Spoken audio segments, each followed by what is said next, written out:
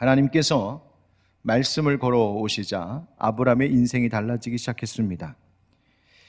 그리고 아브라함은 이제 자기의 생각이나 가문의 전통이나 그가 살고 있던 사회의 종교나 문화에 따라 가는 인생이 아니라 여호와의 말씀을 따라가는 인생이 되었습니다. 무엇을 따라가는 인생 되었다고요? 여호와 하나님의 말씀 따라가는 인생. 여러분, 우리의 인생은 이렇게 두 가지 길로 갈라집니다. 하나님의 말씀을 따라가는 인생과 그 외에 다른 것을 따라가는 인생, 그 둘로 갈라집니다. 여러분, 어제 본문 말씀 잠시 뒤돌아보면 하나님께서 창세기 12장 1절부터 3절 말씀에 내 고향과 친척 아비의 집을 떠나가라고 말씀하시죠. 그러면 내가 네게 복을 줄 것이고 너는 복이 될 것이라고 약속하셨습니다. 1절부터 3절 말씀에 하나님께서 명령과 그 약속을 주셨습니다. 하나님이 먼저 말씀하신 것이죠. 그런데 그 다음 아브라함이 4절에 뭐라고 말합니까? 한번 4절 보세요, 여러분. 아브라함이 4절에 뭐라고 말하나요? 아무리 봐도 없죠? 아브라함이 뭐라고 말한 것 있습니까? 대답을 못 하시네요. 없습니다. 하나님께서 명령하셨는데 아브라함 거기에 대해서 아무 말도 하지 않습니다. 다만 뭐라고 되어 있습니까? 이에 아브라함이 여호와의 말씀을 따라갔다. 그게 전부입니다. 그리고 그 길에 조카 롯도 함께 갔다. 그게 다입니다. 아브라함에게 아무 말도 없었습니다. 말보다 행함이 중요한 것입니다. 여러분, 아브라함이 왜 할 말이 없겠습니까? 아브라함이 왜 생각이 없었겠어요? 창세기 12장 3절 그 복에 대한 약속, 명령과 복에 대한 약속, 그리고 3절 그 다음 4절로 넘어가는 3절과 4절 사이에 아브라함에게 왜 고민이 없었고 왜 망설임이 없었고 왜 갈등이 없었겠어요? 우리가 그것을 다 알지 못할 뿐이죠.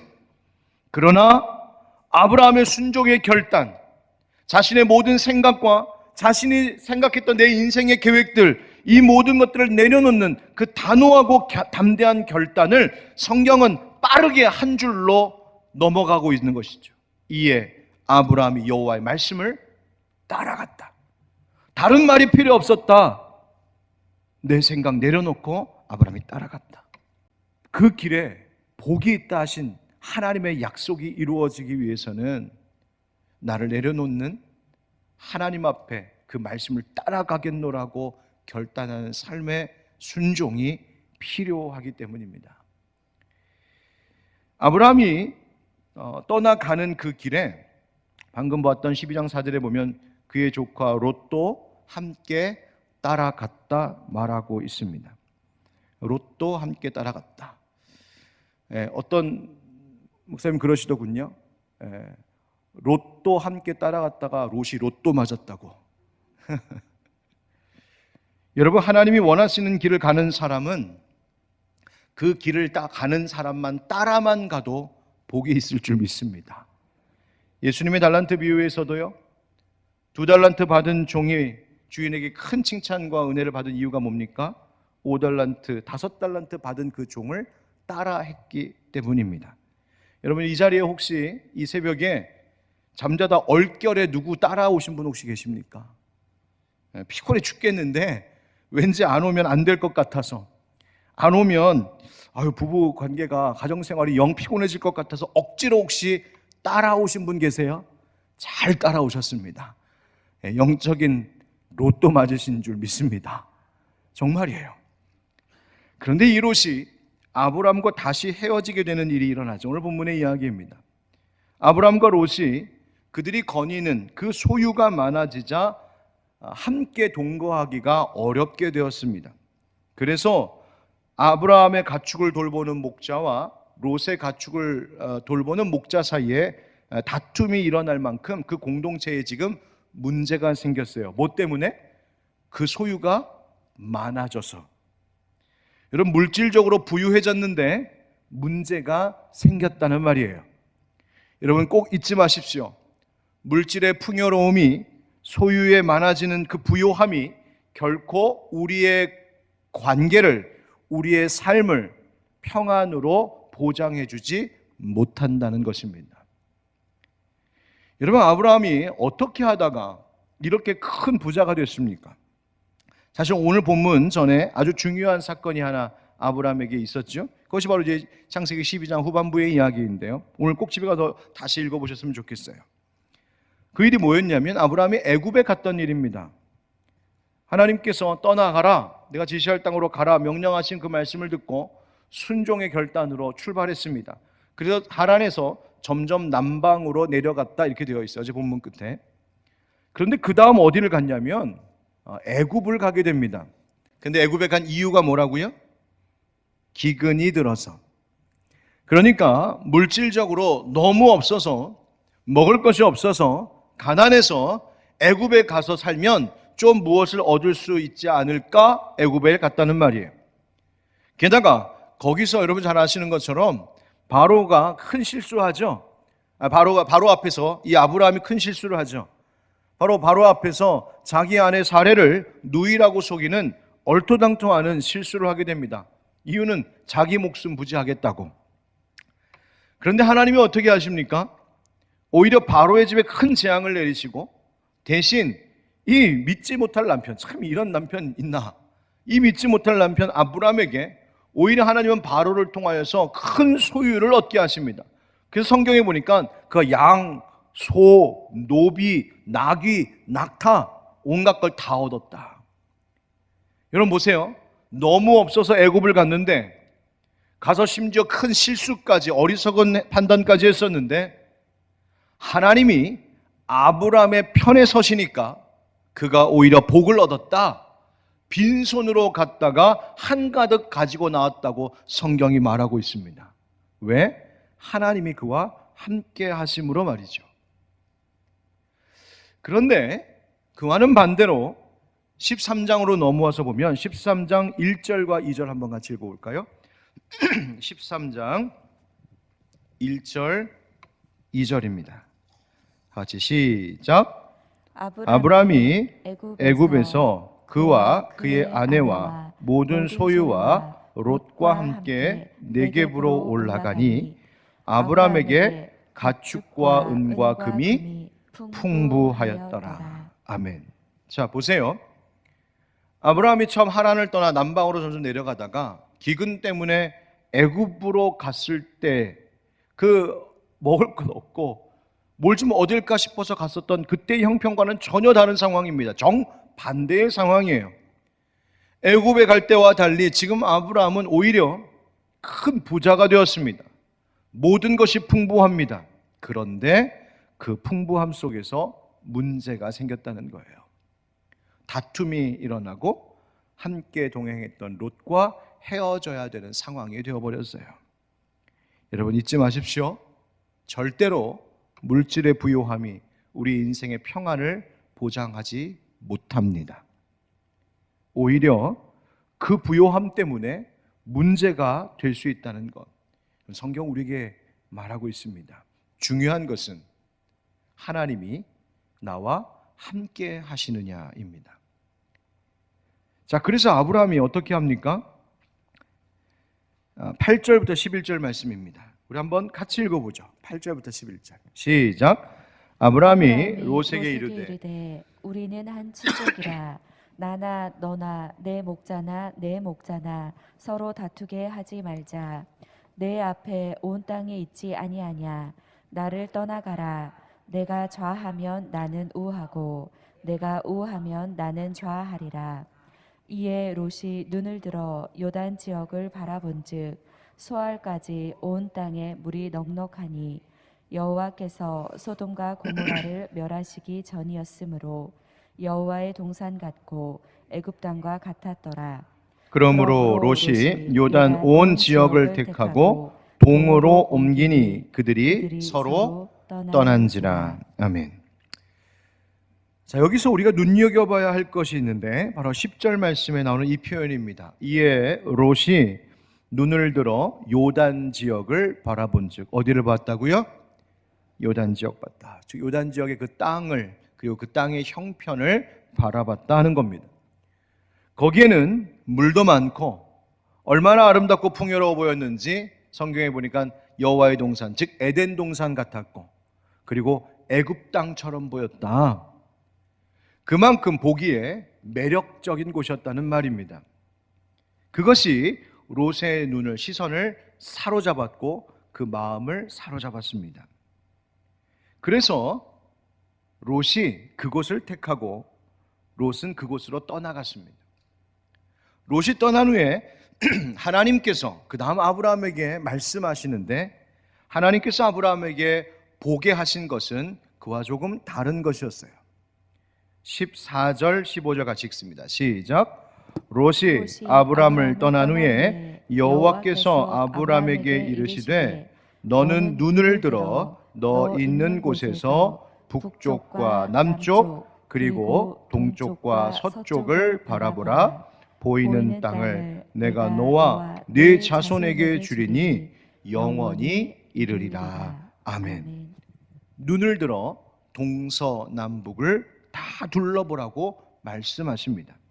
그리고 너에게 보이는 그 땅을 내가 주겠고 그 땅에서 네 자손들이 티끌과 같이 많아질 것이라고 하나님 약속하고 계세요. 동서남북을 바라봐라. 여러분, 하나님께서 지금 아브라함에게 뭘 보라고 말씀하시는 겁니까?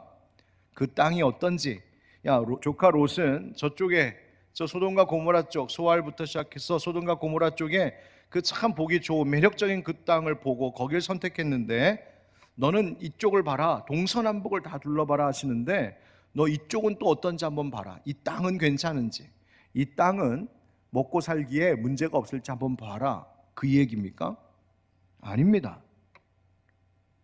하나님께서 네가 있는 곳에서 동서남북을 둘러봐라 하신 말씀은, 네가 어디를 가든지, 네가 무엇을 하든지, 네가 어디에 거하든지 내가 너와 함께하고 내가 너를 인도하면 거기에 너의 삶에 복이 있다고 말씀하고 계신 것입니다. 즉, 땅이 중요한 것이 아니라, 그리고 그 땅의 형편이 중요한 것이 아니라 그곳에 하나님이 계신가가 중요하다는 말입니다. 땅에 어떤 사람들이 살고 거기서 먹고 살 만한 어떤 일이 있느냐가 중요한 것이 아니라 바로 그 땅을 향한 하나님의 꿈이 있는지, 그 땅을 향한 하나님의 계획이 있는지가 중요하다는 말이에요. 여러분, 아브라함이 네가 좌하면 나는 우하고 네가 우하면 나는 좌하리라 라고 말했던 것은, 선택의 우선권을 그렇게 포기한 것은 무슨 이유에서일까요? 아유, 인생 뭐 되는 대로 되는 거지, 뭐 어떻게든 되겠지. 여러분, 인생 대충 사는 거였습니까? 그냥 인생 자포자기한 것인가요? 아니면 그렇게 아브라함이 그냥 우유부단하고 자기 생각도 없고 의지도 없고 뭐 그런 사람이었기 때문입니까? 아니면 아브라함이 흔히 말하는 대로 양보심이, 배려심이 너무 좋아서, 너무 착한 사람이어서 그랬을까요? 그것 아닙니다. 아브라함은 애굽의 바로 앞에서 자기가 실수했던 것을 기억하고 있었습니다. 아브라함이 애굽으로 갔을 때 그 길을, 그 애굽으로 향하게 했던 그 길을 선택했던 것은 다름 아닌, 우리 아까 함께 말씀 읽어봤던 것처럼 기근 때문이었습니다. 배고픔 때문이었어요. 애굽 가면 좀 살 길이 열리겠지, 어디 비비고 살 언덕이 있겠지, 게다가 거기에 가서 자기 목숨 부지하겠다고 아내를, 사례를 누이라고 속이는 어리석은 일까지 했었습니다. 그럼에도 불구하고 자신의 그 선택과 자신의 어리석은 판단과 행동에도 불구하고 이 모든 상황을 완전히 뒤집어 놓으시는 하나님을 경험했습니다. 하나님이 함께 하시니까, 하나님이 내 편에 서시니까 그 인생이 완전히 방향이 달라지는 것을 깨닫게 되었습니다. 빈손으로 들어갔는데, 아무것도 없었는데 나올 때 큰 것을 얻고 나오게 하시는 하나님의 능력이 어떤 것인지를 그 애굽에서 경험했습니다. 아브라함은 그 애굽에서 큰 교훈을 얻었던 것이죠. 무엇을요? 땅의 형편이 중요한 것이 아니라 하나님이 나와 함께 하시는가가 중요한 것이구나. 그러니 내게 좌가 주어지든 우가 주어지든 그것이 내 운명을 결정짓는 것이 아니라, 즉 앞서 롯이 먼저 선택하기 위해서 롯이 결정하는 대로 내 운명이 결정되는 것이 아니라, 내 운명은 내가 좌를 가든 우를 가든 내 운명은 하나님이 결정지시는 것이구나. 바로 이 사실을 깨달았다는 거예요. 여러분, 오늘 본문 말씀의 14절에 보면 하나님께서 너는 눈을 들어 너 있는 곳에서 북쪽과 남쪽 그리고 동쪽과 서쪽을 바라보라, 이렇게 말씀하시죠. 그런데 이 말씀 구절을 가만히 들여다보면 흥미로운 단어 하나가 발견되는데 우리말 성경에는 그것이 잘 표현되지 않아 있어요. 히브리어로 나, 한 글자예요, 한 글자. 나라고 하는 글자, 단어 하나가 있는데 우리말로 좀 번역하기 애매한 말입니다. 주석을 참고해보니 뭐라고 굳이 번역할 수 있냐면 제발, 영어로 하면 please, 제발, 그렇게 번역할 수 있는 표현이에요. 그러니까 하나님께서 아브라함에게 롯이 선택하는 것을 하나님이 지켜보시더니 이제 하나님이 부르신 그 아브라함에게 뭐라고 말씀하시는 거냐면, 아브라함아 제발, 아브라함아 제발 너는 네가 있는 그곳에서 동서남북을 바라봐라. 하나님의 그 간절한 마음이 있는 것이죠. 너는 이 땅의 형편을 보지 말고 내가 어떤 계획을 세우고 있는지 내 꿈을 좀 바라봐 주겠니? 하나님께서 아브라함에게 아브라함아 너는 눈을 들어 너 있는 곳에서 바라봐라, 이렇게 말씀하십니다. 어디서요? 너 있는 곳에서. 너 있는 곳에서. 이 말씀이 무슨 뜻일까요? 지금 너의 상황이 어떻든, 네가 지금 어디에 있든지 간에, 네가 어떤 환경 속에 있든지 간에, 네가 어떤 형편 가운데 있든지 간에 바로 그 자리에서 너의 환경과 상황과 너의 지금 여러 가지 여건과 상관없이 너는 어디에 있든지 거기서 하나님을 바라봐야 된다는 말씀이에요. 하나님 말씀하시는 겁니다. 내가 다 안다고, 네가 지금 있는 곳을 내가 알고 있다고 말씀하시는 거예요. 지금 너의 마음이 어떤지도 내가 안다. 네가 지금 하고 있는 일이 요즘에 얼마나 어렵고 힘든지도 내가 안다. 너의 가정 형편이 어떤지도 내가 알고 있고, 네가 어떤지, 지금 너의 자녀들은 지금 또 어떤지, 너의 지금 건강 상태는 어떤지도 내가 알고 있고, 너의 생활 형편이 어떤지도 내가 안다. 네가 지금 이 코로나 상황에 힘겹게 일하고 있는 그 직장 생활이 얼마나 고단한지도 내가 알고 있고, 네가 요즘에 무엇 때문에 슬퍼하는지도 알고 있고, 네가 무엇 때문에 불안한지도 내가 알고 있다. 힘들겠지, 겁이 나겠지, 두렵겠지.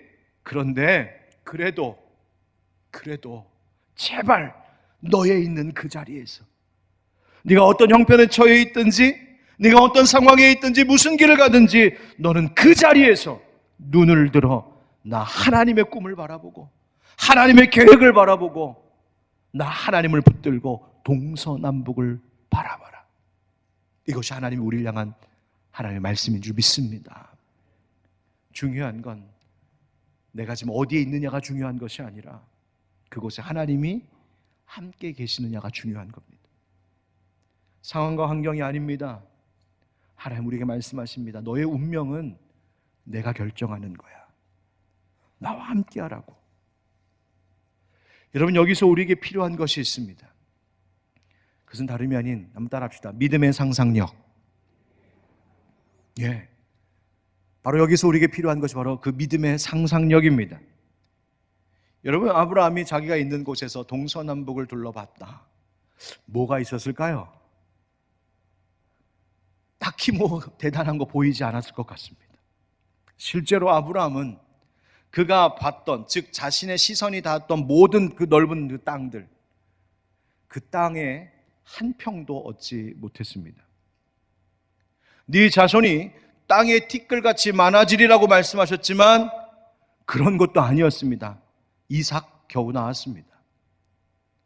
히브리서 11장에도 성경에 보니까 히브리서 11장에 그 믿음의 조상들에 대해서 쭉 이야기할 때 아브라함과 사라를 두고서 이렇게 말하고 있습니다. 히브리서 기자는 이 사람들은 다 믿음을 따라 죽었으며 약속을 받지 못하였으되, 그러니까 하나님께서 약속하셨는데 하나님께서 약속하신 것 다 이루어지는 거 보지도 못하고 그냥 죽었다. 그런데 그 다음 말씀이 능력입니다.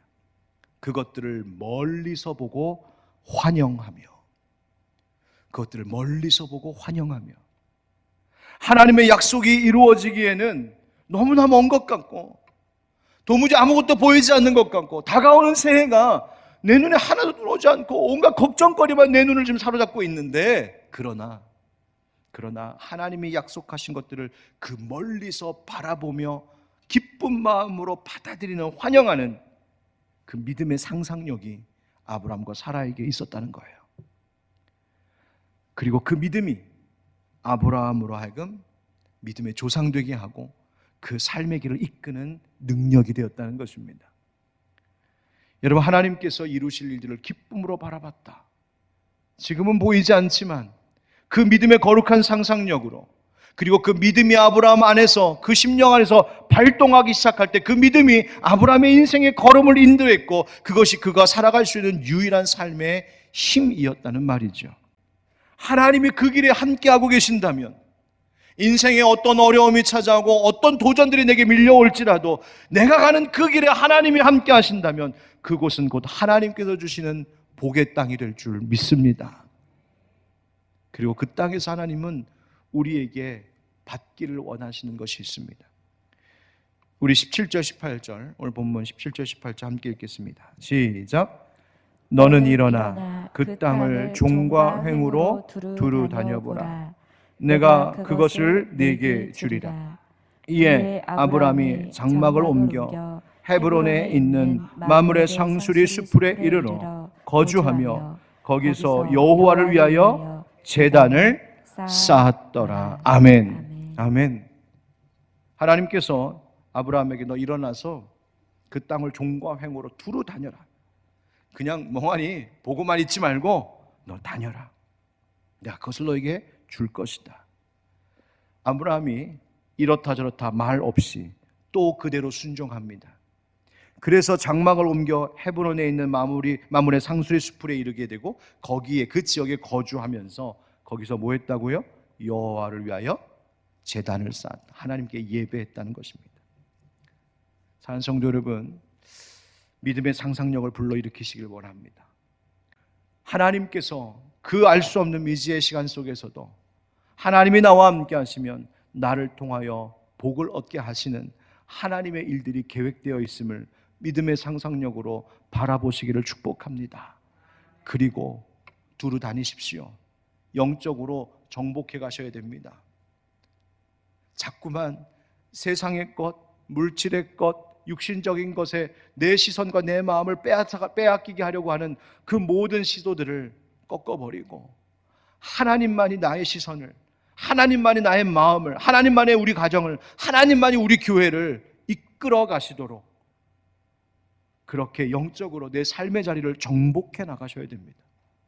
바로 그리고 그 자리에서 우리의 삶이, 내 손이 그저 움켜쥐려고 하는 손이 아니라 여호와 하나님 앞에 내려놓고 여호와 하나님 앞에 예배드리는 손이 되게 해야 합니다. 그러면 하나님께서 가는 곳마다 하나님 함께 하시고 하나님의 꿈과 하나님의 계획이 우리 가운데 선한 열매로 이루어지는 놀라운 은총을 베풀어 주실 줄 믿습니다. 너 있는 곳에서 동서남북을 바라봐라. 여러분, 내가 어디에 있든지 어떤 형편에 있든지 여전히 하나님의 꿈을 바라볼 수 있는 믿음의 백성들 되시기를 예수 그리스도의 이름으로 축원드립니다.